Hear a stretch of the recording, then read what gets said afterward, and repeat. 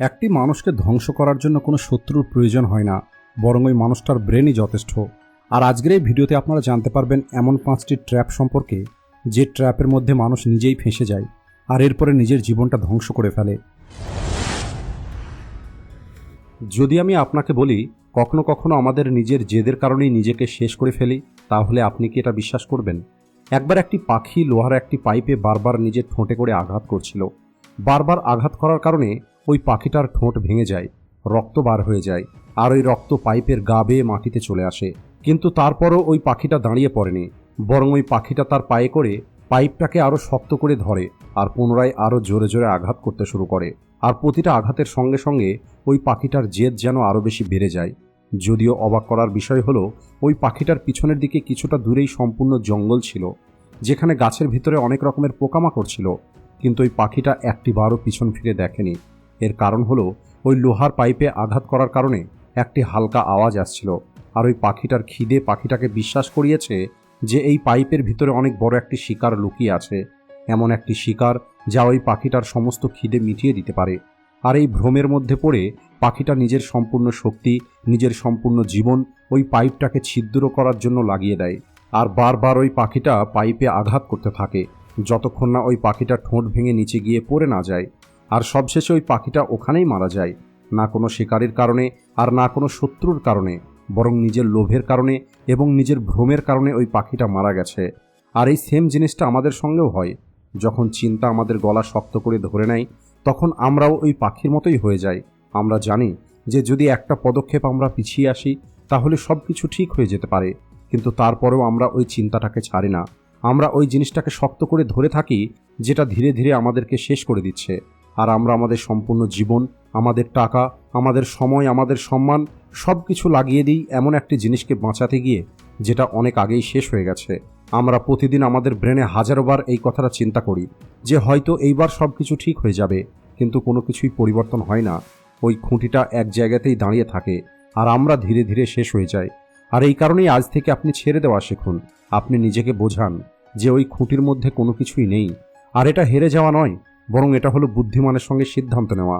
আপনি পিছনের দিকে ঘুরে আপনার জঙ্গলে ফিরে যান, যেখানে আসল সুযোগ আপনি পাবেন, যেখানে আসল জীবনটা আপনার অপেক্ষা করছে।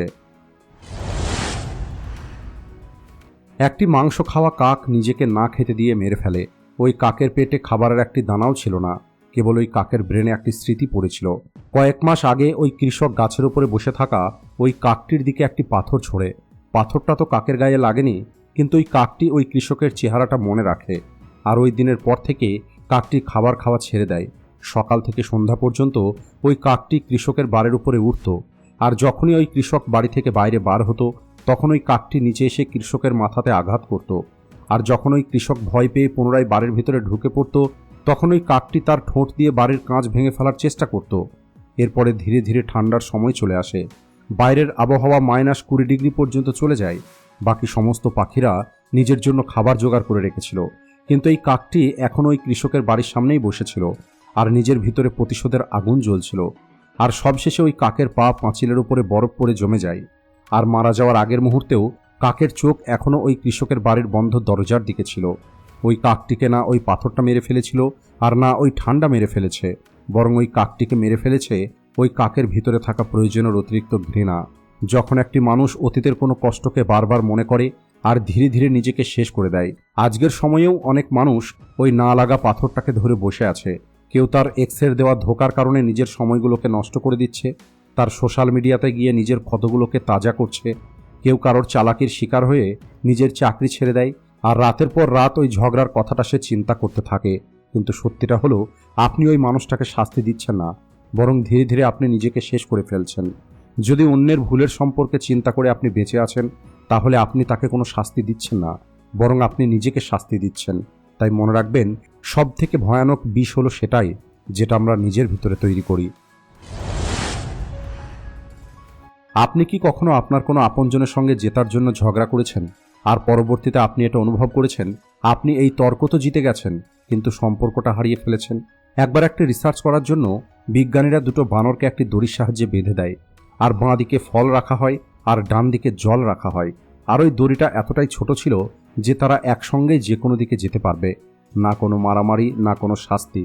কিন্তু তারপরেও ওই খাঁচার মধ্যে একটি অদ্ভুত নীরবতা ছিল। কিছু সময় পরে সবথেকে শক্তিশালী বানরটা মাটিতে পড়ে যায়। আর ওই বানরের শরীরে কোনো আঘাত ছিল না, ওই বানরের পেটের মধ্যে কোনো বিষ ছিল না। ওই বানরটি খিদে অথবা তৃষ্ণাতে মারা যায়নি, ওই বানরটি নিজেই নিজের জীবন শেষ করে দিয়েছে। ওই বানরটার সঙ্গী কেবলমাত্র জল পান করার জন্য এগিয়ে যেতে চাইছিল, কিন্তু এই বানরটি তাকে যেতে দিত না। এই বানরটি নিজের সর্বোচ্চ শক্তি দিয়ে ওই দড়িটা ধরে টানত। এদিকে এই বানরটাও তার দিকে রাখা ফলের কাছ পর্যন্ত পৌঁছাতে পারেনি, আর নিজের সঙ্গীকে ডান দিকে থাকা জল পান করতেও দেয়নি। ওই বানরটিকে ওই দড়িটা মেরে ফেলেনি, বরং জেতার জেদ ওই বানরটিকে মেরে ফেলেছে। এই বানরটাকে দেখে আপনি কি আপনার প্রতিচ্ছবি দেখতে পাচ্ছেন? অনেকবার আমরা আমাদের সব থেকে কাছের মানুষটাকেই নিজের প্রতিপক্ষ তৈরি করে নিই, কারণ খুবই সাধারণ একটি কথা আমাদের চ্যালেঞ্জ মনে হওয়া শুরু হয়ে যায়। আর তখন আমাদের এমন ফিলিংস হয় যেন আমি হেরে যাচ্ছি। ওই যে দড়ি, যেটা জিতে যাওয়া অথবা হেরে যাওয়ার সাধন মনে করি, আসলে ওই দড়িটা আমাদের হাতে থাকে না, বরং ওই দড়িটাকে আমরা নিজে আমাদের গলায় পরে নিই আর নিজের সর্বোচ্চ শক্তি দিয়ে টানতে থাকি। পরিবারের সম্পর্কের মধ্যে নিজেকে বড়, অন্যকে ছোট প্রমাণ করার মধ্যে কোনো অ্যাচিভমেন্ট নেই, বরং এটা হলো ধীরে ধীরে আত্মহত্যা করার মতো। তাই প্রতিটা সম্পর্কের মধ্যে উইন উইন সিচুয়েশন তৈরি করা একা জেতার থেকে অনেক বেশি ভালো। আপনি আপনার এই ছোট্ট জিতে যাওয়ার ইচ্ছাটাকে আপনার শান্ত এবং সুন্দর সম্পর্কগুলোকে নষ্ট করতে দেবেন না। জীবন নিজের মতো করেই এগিয়ে চলে। আপনি কেবল ওই দড়িটাকে আলগা করে দিন, একে অপরের দিকে ঘুরে বসুন, একসঙ্গে খাবার খান, আর সঠিক ও ভুলের ঝগড়াটা ভুলে যান। বিশ্বাস করুন, যেদিন আপনি ঝগড়া করাটা বন্ধ করে দেবেন, সেই দিন আপনি আপনার জীবনটা জিতে যাবেন। কখনো কখনো অতিরিক্ত বিকল্প আপনার মৃত্যুর কারণ হয়ে ওঠে। একবার একটি নেকড়েকে মাংসের মাঝে মৃত পাওয়া যায়। ওই নেকড়ের শরীরে কোনো আঘাত ছিল না, ওই নেকড়ের পেটের মধ্যেও কোনো কিছু ছিল না, এমনকি ওই নেকড়ের ধারালো দাঁতের মধ্যে কোনো রক্ত ছিল না। ওই নেকড়ের মৃত্যুটা খিদের কারণে হয়নি, বরং নেকড়ের মৃত্যু হয়েছিল নিজের অতিরিক্ত চালাকির কারণে। ওই নেকড়ের বাঁদিকে একটি পা ভাঙা ভেড়া ছিল, অর্থাৎ সহজ শিকার, যাকে ধরা অনেক সহজ। আর ওই নেকড়ের ডান দিকে একটি সুস্থ কিন্তু শক্তিশালী ভেড়া ছিল। ওই শিকারটা একটু কঠিন, কিন্তু সফল হতে পারলে দ্বিগুণ লাভ হয়ে যাবে। এরপরে ওই নেকড়ে এগিয়ে যায় এবং বাঁদিকে আক্রমণ করে। আর যখনই ওই নেকড়েটা অসুস্থ ভেড়াটাকে ধরতে যাবে, তখন ডান দিক থেকে আসা রক্তের গন্ধ নেকড়ের মাথা ঘুরিয়ে দেয়। নেকড়ের ব্রেন বলে বাঁদিকে সুরক্ষা আছে, কিন্তু ডান দিকে বড় ফায়দা আছে। এরপরে ওই নেকড়ে দাঁড়িয়ে পড়ে আর ডান দিকে তাকায়, আর তখনই বাঁ দিকে থাকা ভেড়াটি চিৎকার করে ওঠে। আর এদিকে ওই নেকড়েটি নিজের ব্রেনের কাছেই ফেঁসে যায়। একদিকে নেকড়ের ক্ষুধার্ত শরীর সহজ বিকল্প বেছে নিতে চাইছিল, কিন্তু ওই নেকড়ের ভিতরে থাকা লোভী মন বড় লোভের দিকে যাওয়ার চেষ্টা করছিল। আর এই দুটো শক্তির মাঝে নেকড়ে ফেঁসে যায়, আর সবশেষে ওই নেকড়ের হৃৎপিণ্ড বন্ধ হয়ে যায় আর মাটিতে পড়ে যায়, আর সেখানেই মারা যায়। সাইকোলজির ভাষায় এটাকে অ্যানালিসিস প্যারালিসিস বলা হয়, অর্থাৎ চয়েস ওভারলোড বলা হয়। যখন অনেকগুলো বিকল্প থাকার কারণে মানুষ কোনো সিদ্ধান্ত নিতে পারে না। আসল জীবনেও আমরা অনেকেই এই নেকড়ের মতো বেঁচে আছি। আপনি খাবার অর্ডার করার জন্য মোবাইলটা হাতে নেন, আর 1 ঘন্টা পর্যন্ত আলাদা আলাদা ফুড অ্যাপে স্ক্রল করতে থাকেন, আর সবশেষে আপনার খিদে শেষ হয়ে যায়, কিন্তু তারপরেও আপনি অর্ডার করতে পারেন না।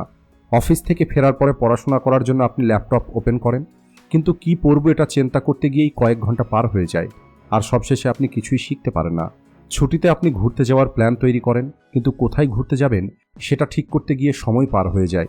আপনি হয়তো ভাবেন এটা হলো গভীরভাবে চিন্তা করার একটি সংকেত, কিন্তু সত্যিটা হলো এই সব কিছু হলো জিতে যাওয়ার ইচ্ছাটাকে লুকানোর একটি অজুহাত। মনে রাখবেন, এই পৃথিবীতে কোনো বিকল্পই পারফেক্ট নয়। তাই অতিরিক্ত বিকল্পের মাঝে না খেতে পেয়ে মারা যাওয়ার থেকে ভালো হলো প্রথমে কিছু একটা খেয়ে নেওয়া যাক, যেটা আপনার হাতে আছে। বাস্তবে সেটাই হলো কেবলমাত্র আপনার। তাই আপনি অপেক্ষা করবেন না, প্রথম পদক্ষেপটা নিয়ে নিন, কারণ অ্যাকশনই হলো পরিবর্তনের প্রথম পদক্ষেপ। যদি আমি আপনাকে বলি কখনো কখনো আমাদের অন্য কেউ নয়, বরং আমরা নিজেরাই মারি, তাহলে আপনি কি এটা বিশ্বাস করবেন? একটি সিংহ জঙ্গলের রাজা, আর ওই সিংহের পায়ে ছোট্ট একটি বাঁশের টুকরো ঢুকে যায়। সিংহ সেটাকে বার করতে পারে না, কষ্ট বাড়তে থাকে, সিংহ ঠিক করে হাঁটতে পারে না, আর সবশেষে সিংহটি নিজের গুহাতে ফিরে আসে। এরপরে তার স্ত্রী সিংহ ধীরে ধীরে কাছে আসে আর ওই সিংহের ঘা চাটতে শুরু করে। কিন্তু এরপরে এমন একটি ঘটনা ঘটে যেটা আপনি কল্পনাও করতে পারবেন না। ওই সিংহটি হঠাৎ করে রেগে গিয়ে স্ত্রী সিংহটির গলা কামড়ে ধরে, রক্ত বার হওয়া শুরু হয়ে যায়, আর ওই স্ত্রী সিংহটা সেখানেই পড়ে যায়। কিন্তু এই সিংহটা এখানেই দাঁড়িয়ে পড়েনি, বরং রেগে গিয়ে পাশে থাকা তার বাচ্চাদেরকেও মেরে ফেলে। কয়েক মিনিটের মধ্যেই সম্পূর্ণ গুহা নিশ্চুপ হয়ে যায়, আর সিংহটি চারিদিকে রক্তের মাঝে একা বসেছিল। 3 দিন পরে ওই সিংহের ঘা আরও বেশি বেড়ে যায়, আর সিংহটা সেখানেই মারা যায়। একবার ভেবে দেখুন, এই সিংহটাকে কে মেরে ফেলেছে? পায়ের মধ্যে ঢুকে যাওয়া ওই কাঁটা, নাকি তার ভিতরে থাকা ওই আগুন, যে আগুনটাকে ওই সিংহ নিয়ন্ত্রণ করতে পারেনি? মনোবিজ্ঞানের ভাষায় এটাকে কিকিং দ্য ক্যাট ইফেক্ট বলা হয়। আমরা আমাদের রাগ তার উপরে দেখাই যে আমাদের থেকে দুর্বল। এর কারণ হলো, যার সঙ্গে লড়াই করা দরকার তার সঙ্গে লড়াই করার সাহস থাকে না। আর এটাই একটি মানুষের জীবনের সবথেকে ভয়ানক সত্যি। আমরা শক্তিশালী মানুষের সামনে চুপ হয়ে যাই, কিন্তু দুর্বলের উপরে আমরা রাগ দেখাই। আপনি ভাবেন আপনি হয়তো প্রতিশোধ নিচ্ছেন, কিন্তু সত্যিটা হলো আপনি কেবলমাত্র আপনার দুর্বলতাটা লুকানোর চেষ্টা করছেন। মনে রাখবেন, রাগ হলো আগুনের মতো। যদি এটাকে আটকানো না হয়, তাহলে এটা সবার প্রথমে আপনার আপনজনগুলোকে পুড়িয়ে শেষ করে দেবে, আর সবশেষে আপনাকে শেষ করে দেবে। আর এই কারণেই নিজের রাগকে নিয়ন্ত্রণ করতে শিখুন।